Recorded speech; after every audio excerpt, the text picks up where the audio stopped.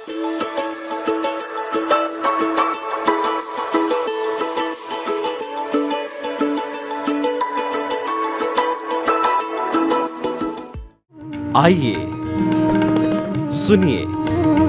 देखिए, समझिए सनातन सत्य।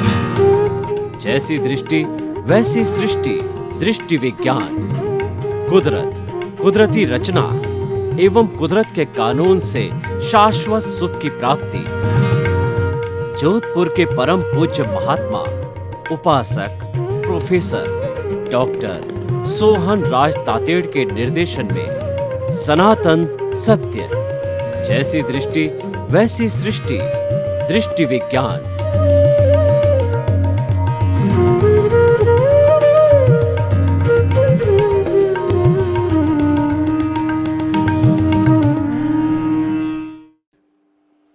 ओम की ध्वनि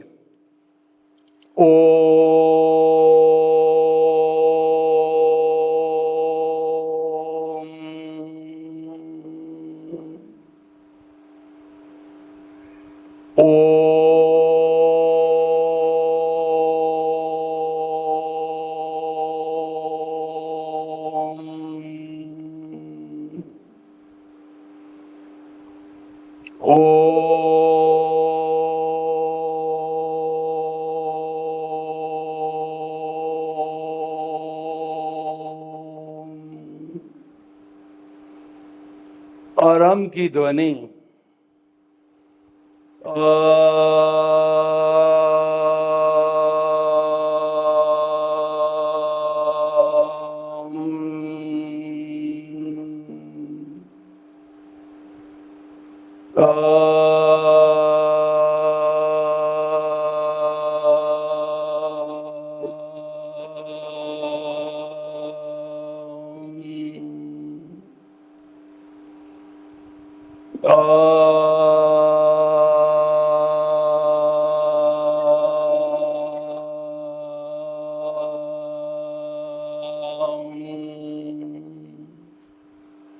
भाइयों और बहनों, मातृशक्ति को नमन। आज का हमारा अति सुंदर विषय भगवान कहाँ रहता है। बहुत ही सुंदर विषय है।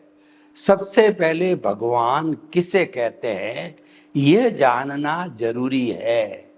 भगवान अशरीरी होता है। भगवान ज्ञान दर्शन चारित्र तप, अनंत ज्ञान, अनंत दर्शन, अनंत सुख और अनंत शक्ति का धाम होता है। वह अजर होता है, अमर होता है, अविनाशी होता है, सच्चिदानंद होता है और उसके कोई दुख दर्द नहीं होता, क्योंकि वह अशरीरी है। वो तो शाश्वत सुख का धाम होता है, उसमें कभी दुख होता ही नहीं है। हमारे मानव जीवन में चाहे कितना ही मानव महान क्यों न हो, उसके अंदर सुख दुख आते ही रहते हैं। लेकिन भगवान के न सुख होता है न दुख होता है। भगवान न जन्म लेता, न भगवान की मृत्यु होती है। हमारे शुद्ध परमात्मा स्वरूप आत्मा को भगवान कहा जाता है। वो भूत भविष्य और वर्तमान में जो एक समान रहता है और इस पूरे ब्रह्मांड में भगवान से बढ़ कर के कोई शक्तिशाली द्रव्य नहीं है। भगवान ज्ञाता दृष्टा होता है, जानने वाला देखने वाला होता है। भगवान की परिभाषा की गई है कि उपयोग लक्षणों जीव, जिसके उपयोग होता है उस लक्षण वाला जो द्रव्य है वह जीव कहलाता है, आत्मा कहलाती है। उपयोग का अर्थ होता है ज्ञान दर्शन, यानी कि आत्मा शुद्ध ज्ञान, शुद्ध दर्शन, सम्यक ज्ञान, सम्यक दर्शन वाला होता है। बस ज्ञान और दर्शन दो लक्षण ही आत्मा के होते हैं, तीसरा लक्षण नहीं होता है। और आनंद है, इसकी अनुभूति है। भगवान को अनुभव किया जा सकता है, आंखों से देखा नहीं जा सकता है। और जो भगवान बन जाता है वह तो अपने शाश्वत सुख में लीन रहता है, उस भगवान की बात करते हैं। और भगवान जो है, अलग अलग लोगों ने अलग अलग परिभाषाएं की है। सविशेष होता है, निर्विशेष होता है, और देव योनि वाले देवताओं को भी कई लोग भगवान मानते हैं। बालाजी है, और जो आपके कृष्ण भगवान हैं, और अन्य अन्य हैं, वो उनको भी भगवान माना जा सकता है। लेकिन हमारे आर्ट ऑफ द विजन सनातन सत्य कार्यक्रम के अंदर भगवान की यही परिभाषा है। अब प्रश्न है कि भगवान रहता कहाँ है? भगवान सिद्ध शिला में रहता है, जो हमारा ब्रह्मांड है, ब्रह्मांड का सबसे ऊपरी भाग, जिसके कि बाहर आलोक चालू हो जाता है।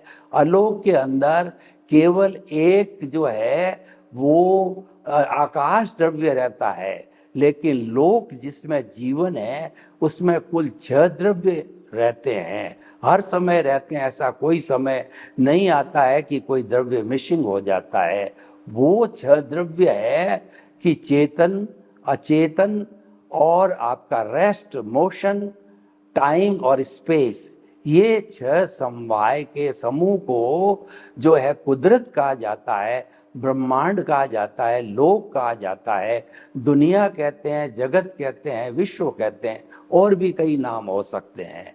तो भाई और बहनों, ये जो हमारा जगत है, जगत का सबसे ऊपरी भाग, जहाँ से कि आलोक प्रारंभ होता है, तो ये लोक के अंतिम भाग के अंदर सिद्ध शिला बोलते हैं जिसको, उसके अंदर सारे भगवान विराजते हैं। ज्योति ज्योति में समा जाती, क्योंकि उनके शरीर नहीं होता है, इसीलिए वो स्थान नहीं घेरते हैं, मात्र एक ज्योति स्वरूप होते हैं, और सब शाश्वत सुख को एंजॉय करते हैं। और सबसे बड़ी बात है कि ऐसा भगवान कभी भी 84 लाख जीवा योनि में भ्रमण करने को वापस नहीं आता है, क्योंकि सबसे दुख का कारण है ये 84 लाख जीवा योनि का भरण का जो है भ्रमण, और यानी कि जीवन और मृत्यु, जो जन्म और मृत्यु है, ये सबसे बड़े दुख के कारण कहे गए हैं। और कोई दुख चाहता नहीं है, परमानेंट सुख चाहने के लिए जन्म मरण की परंपरा को समाप्त करना पड़ता है, और वह समाप्त होने पर वो समाप्त होती है जो हमारा अज्ञान है। अज्ञान के कारण ही जन्म मरण होता है। जब अज्ञान संपूर्ण समाप्त हो जाता है, जीरो हो जाता है, जब वो भगवान सिद्ध शिला में शाश्वत सुख में जाके विराजमान हो जाता है। और देखिए, हर जीवित प्राणी, 84 लाख योनि का हर जीवित प्राणी, उसकी आत्मा सबकी समान है, सब भगवान बन सकते हैं। और जो विविधता हमको दिखाई देती है, कोई अमीर है, कोई गरीब है, कोई विद्वान है और कोई मूर्ख है, कोई कम पढ़ा लिखा है, कोई ज़्यादा पढ़ा लिखा है, कोई कुबेरपति है और कोई बेचारा अभावग्रस्त है, इन सब का कारण व्यक्ति जो भाव डाल करके अपने अपने कर्म इकट्ठा करता है कॉजल बॉडी के अंदर, उसके अनुरूप ही उसको सुख दुख मिलते हैं, उदय प्रारब्ध के अधीन।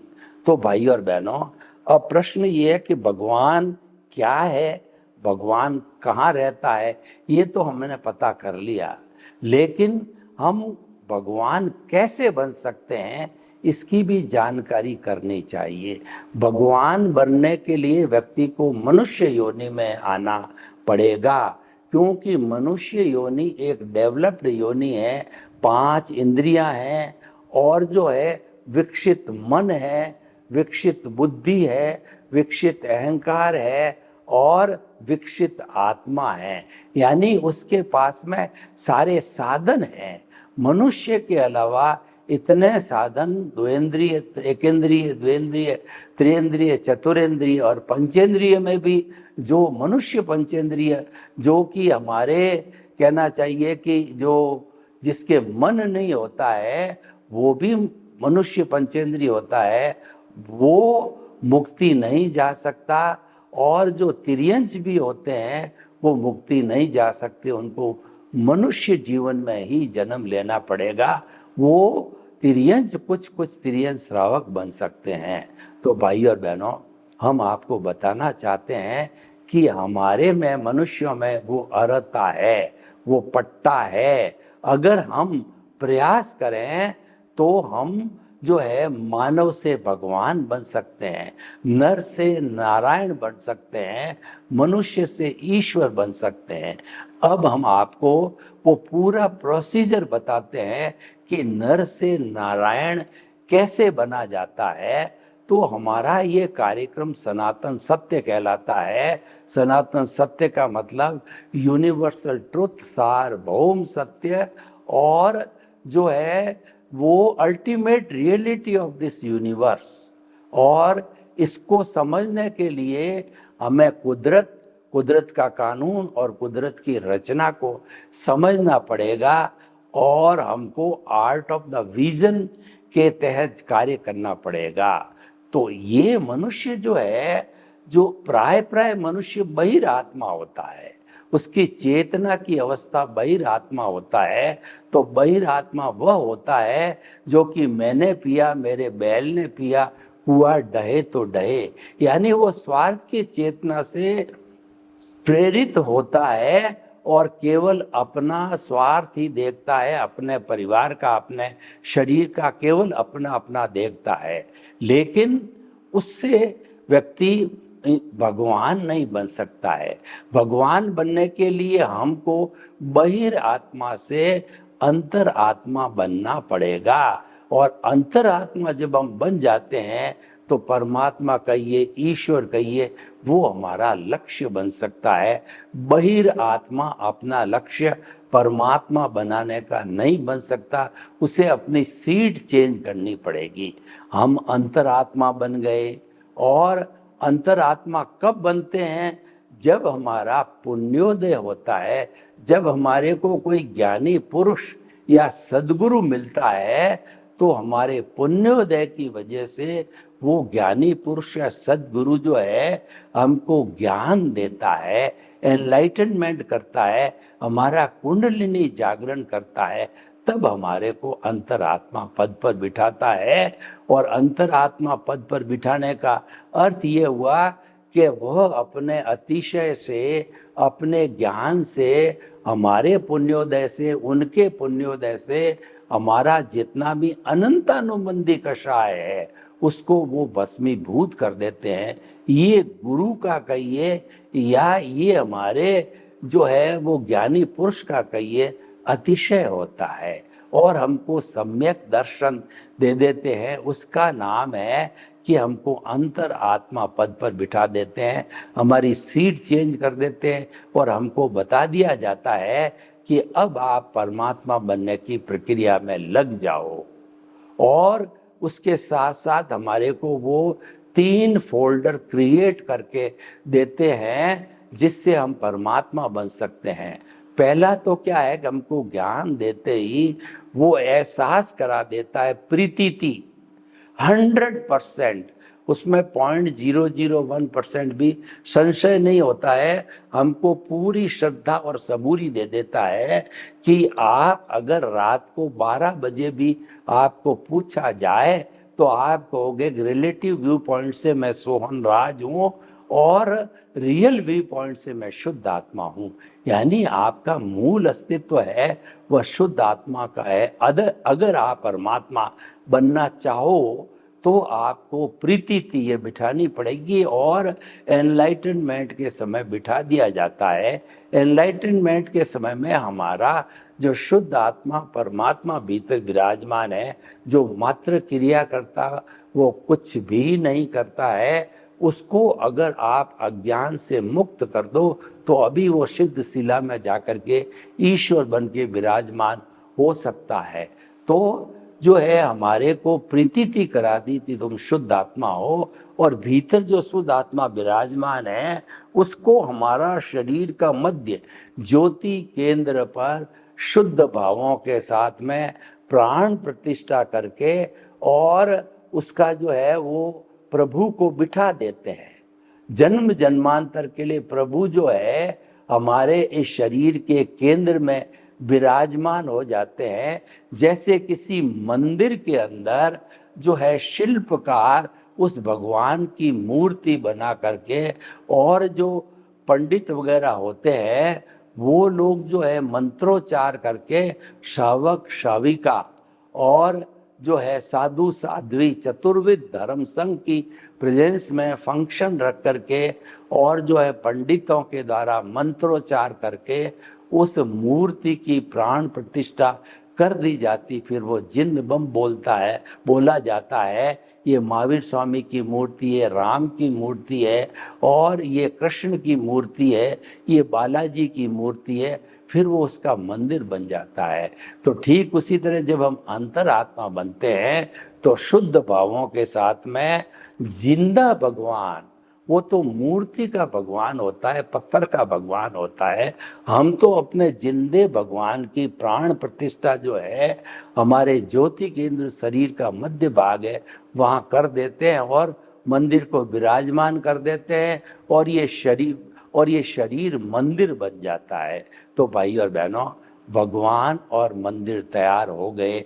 अब हमें करना क्या है कि हमारे को प्रभु विराजमान हो गए, जन्म जन्मांतर तक इनकी भजना करनी है, इनके गुणों को प्रशंसा करनी है, गुणों को याद करना है, उनके नाम की माला फेरनी है, और हरि अनंत, हरि कथा अनंत करनी होती है। हरि का मतलब भगवान, भगवान की जो कथा है वो देखिए करने के लिए हमारे रामायण वाले या महाभारत वाले आते हैं और 4 महीने तक वो कथा करते ही रहते हैं। तो 4 महीने तक कथा करने के कारण जो है फिर भी वो पूरी नहीं होती कथा। तो हमारे भीतर तो जिंदा भगवान विराजमान है। कई जन्मों तक इसके गुणों की भजना करते रहो तो भी वो पूरी नहीं होती है। ये अजर है, अमर है, अविनाशी है, इसका वर्ण नहीं, गंध नहीं, रस नहीं, स्पर्श नहीं, ये मरती नहीं, जलती नहीं, कटती नहीं, किसको रोकती नहीं, किससे रुकती नहीं, ये अव्ययवाद है, ये टंकोत कीर्ण है, यह जन्मा है। तो ज्यों ज्यों इनकी भजना करते रहेंगे त्यों ही उसका रिएक्शन ये होगा कि हमारे साथ जो अज्ञान है वो अज्ञान धीरे धीरे जो है वो इरेज होता रहेगा, साफ होता रहेगा। देखिए ये हमारा विज्ञान और ज्ञान दोनों साथ चलते हैं। सम्यक ज्ञान, सम्यक दर्शन तो प्रभु के गुण हैं जो प्रभु की स्थापना करते ही इन गुणों की एप्लीकेशन करने की हमारे को परमिशन मिल जाती है, और भगवान के विराजमान होते ही जो भाव सत्ता बाहर निकलती है वो मॉनिटर बनती है, वो प्रज्ञा कहलाती है। वो हमारे को जो है कोशिश करके और हमारा जो उदय प्रारब्ध का जो फोर्स चल रहा है उसके साथ जुड़ने नहीं देगी, और वो हमारे को तुरंत खींच करके केंद्र पे ले आएगी। यानी प्रकृति और पुरुष को अलग रखना, यानी भेद विज्ञान करना, शरीर अलग है, मैं अलग हूँ, और ज्ञाता दृष्टा बनना कि मैं सोहन राज रूपी पुतले के मन वचन काया को देखने वाला हूँ, जानने वाला हूँ। जुदापन की जागृति करना, शरीर अलग है, मैं अलग हूँ, मैं शरीर नहीं, मैं तो शुद्ध आत्मा हूँ। और जो है साक्षी भाव रखना, मतलब हर चीज के अंदर आत्मा की साक्षी रहनी चाहिए। और कहने का अर्थ ये है कि हमें जो हमारा देहाध्यास है उससे अलग रहना चाहिए, साथ में रहते हुए भी विधेय बन करके रहना पड़ेगा। राजा जनक जो कि सीता माता के पिता थे वो विधेय थे। विधेय का अर्थ था कि वो रहते तो शरीर में थे लेकिन उनका जो संबंध था, उनका तार था, परमात्मा से जुड़ा हुआ था। यानी रहो भीतर जियो बाहर, वो रहते भीतर थे अपने परमात्मा के साथ, बाहर जीने का अर्थ है कि वो लोक व्यवहार को निभाते थे। तो विधेय बनना पड़ता है। ये विधेय बनने का अर्थ ही जो होता है जुदापन की जागृति। तो ये जब जागृति प्रारंभ हो जाती, एहसास हो जाता है मैं अलग हूँ, आत्मा अलग हूँ, तो ये बढ़ते बढ़ते हमारे को जो है वो सम्यक चारित्र की प्राप्ति होती है। सम्यक चारित्र कब मिलता है कि कुदरती रचना, कुदरत तो जैसा कि हमने प्रारंभ में बताया कि 6 शाश्वत द्रव्यों का समवाय, चेतन, अचेतन, टाइम और स्पेस और मोशन और रेस्ट, ये 6 तत्वों के समवाय को कुदरत कहते हैं। और जो इन 6 तत्वों के समवाय का कानून का पालन करता है, क्योंकि ये सिद्धांत के ऊपर आधारित है, इसके सिद्धांत को पालन करना होता है, वो कुदरत का कानून कहलाता है। और इन दोनों के बीच के अंदर जो हम जीवित प्राणी हैं, हरेक का ओरा, हरेक का जो है कॉजल बॉडी, हरेक का उदय प्रारंभ अलग अलग होता है। तो इन 6 द्रव्यों को उसके अनुसार बदल करके उनके कर्मों का भुगतान कराना होता है, उसको कहते हैं कुदरती रचना।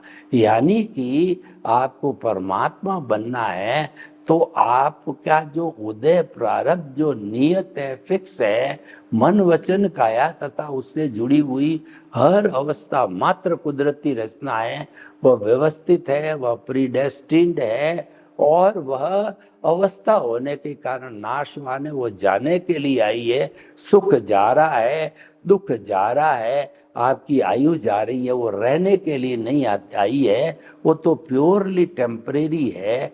तो हम कुदरती रचना देखते जाएंगे तो कुदरत का कानून नहीं टूटेगा। और to err is the human, व्यक्ति का पुतला है, तो वह जो कुदरत का कानून टूटा, कुदरती रचना आपने नहीं माना, उस समय आप तुरंत जो है कुदरत से क्षमा याचना कर सकते हो कि कुदरत माँ, मैंने जो है इस समय कुदरती रचना नहीं देखा, मेरे उदय और प्रारब्ध को मुझे क्षमा करो, क्षमा करो। तो हमारी कुदरत करुणाशील है, वो हमको क्षमा कर देती। दूसरा, अगर हमने किसी प्राणी को कष्ट दे दिया है तो तुरंत जो इस शरीर के रहते रहते उससे आलोचना, प्रतिक्रमण, प्रत्याख्यान कर दो, उससे क्षमा याचना मांग लो और वो हमको क्षमा कर देता, हम उसको क्षमा कर देते हैं, तो भी हमारा वह दोष है वो धुल जाता है, शुद्ध हो जाता है और कॉज नहीं पड़ते हैं। ये शुद्धिकरण के 2 सिद्धांत है, कुदरत से क्षमा याचना करो, या जो है आप जिसके साथ बुरा व्यवहार हुआ है उसके साथ क्षमा याचना करो। दोनों ही की जा सकती, लेकिन जब शरीर चला जाता है, दूसरा शरीर आ जाता है, तो दूसरा शरीर क्षमा याचना करने का कोई औचित्य नहीं होता है, क्योंकि वो शरीर जिसने कि ये जुर्म किया था, जिसने जो ये दोष किया था, वो तो जल गया और उसका करेक्शन देने का कोई प्रावधान होता नहीं है, करेक्शन होता नहीं है। तो उसका भले ही आप क्षमा याचना मांगते रहो प्रत्यक्ष रूप से, वो आपका सेटिस्फैक्शन है, लेकिन इस जन्म में ही करेक्शन होता है, इस जन्म में ही एडिशन, अल्टरेशन, प्लस माइनस जो करना होता है वो किया जा सकता है और शुद्ध हो सकते हैं। तो भाई और बहनों, हम जब ये प्रोसेस अपनाते रहेंगे तो सम्यक ज्ञान, सम्यक दर्शन जो हमारे आर्ट ऑफ द विजन बना है, उसका पार्ट बना है, तो उससे जो है उसका तो डेवलपमेंट होता रहेगा। और जो हमारे साथ के अंदर जो अज्ञान है, जिसके कारण हमारे को ये शरीर मिला है, तो उस अज्ञान का विनाश होता रहेगा।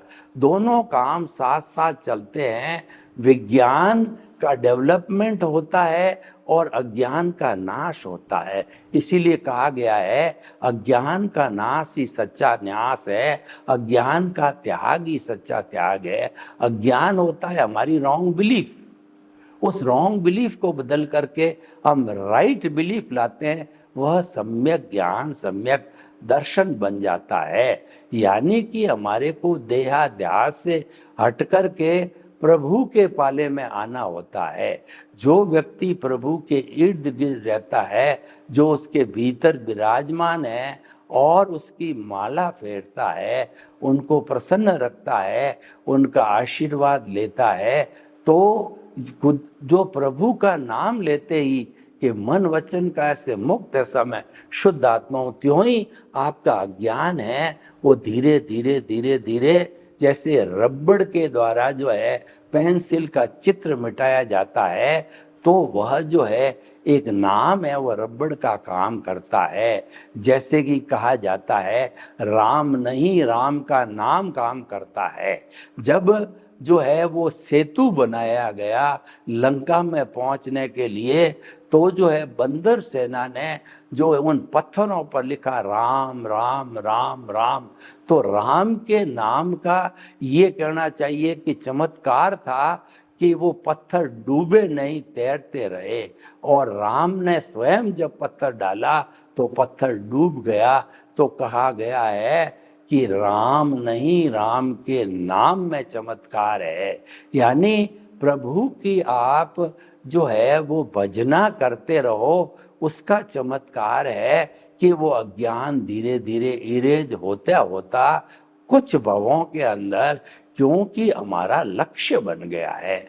और ऐसा लक्ष्य बनाने वाले को भावना भी बानी चाहिए कि मुझे हर जन्म मनुष्य का मिले, तभी ये प्रक्रिया दोहराई जाएगी। इस प्रक्रिया को दोहरा करके हम स्वयं भगवान बन सकते हैं। सर्वे भवन्तु सुखिनः, सर्वे सन्तु निरामया। लोक के जीवों को सुख मिले, शांति मिले, आनंद मिले, प्रेम मिले, सौहार्द मिले, और हम सभी जो है आर्ट ऑफ द विजन को प्राप्त करके आने वाले भवों के अंदर प्रभु की भजना करके स्वयं भगवान बन सकते हैं। आपके प्रति मंगल भावना। ओम शांति।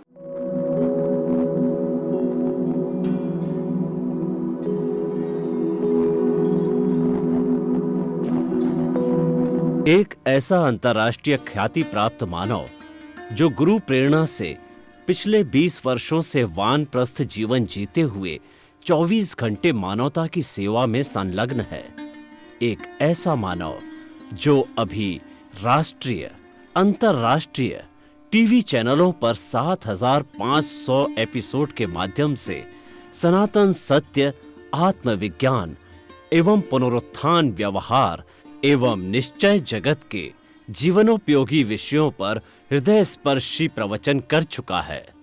उस मानव का नाम है महात्मा उपासक प्रोफेसर डॉक्टर सोहन राज तातेड़। प्रोफेसर तातेड़ द्वारा योग, दर्शन, शिक्षा विषयों पर रचित पीएचडी स्तर के 250 शोध ग्रंथ भारत के 100 प्रतिष्ठित विश्वविद्यालयों में शोधार्थी पढ़ रहे हैं तथा वे सभी शोध ग्रंथ वहां की सेंट्रल लाइब्रेरियों में उपलब्ध हैं।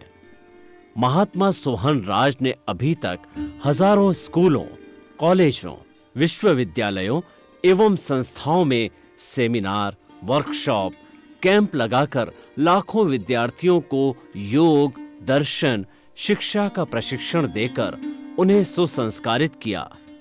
डॉक्टर तातेड़ ने भारतीय संस्कृति उत्थान के 4000 से अधिक समसामयिक विषयों पर आर्टिकल लिखकर ऑनलाइन जर्नल, पत्रिकाओं, वेबसाइट्स पर प्रकाशित किया, जिसका उपयोग लाखों पाठक कर रहे हैं।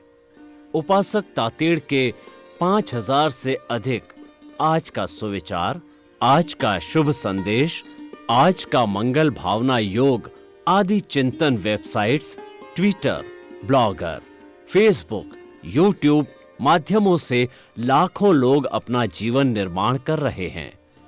मानवता के मसीहा ऐसे महामानव महात्मा सोहन राज तातेड़ के प्रोफाइल को अभी तक विश्व के 20 लाख दर्शक यूट्यूब पर, 12 लाख गूगल पर एवं लाखों दर्शक फेसबुक, ब्लॉगर, ट्विटर और इंस्टाग्राम पर देख चुके हैं।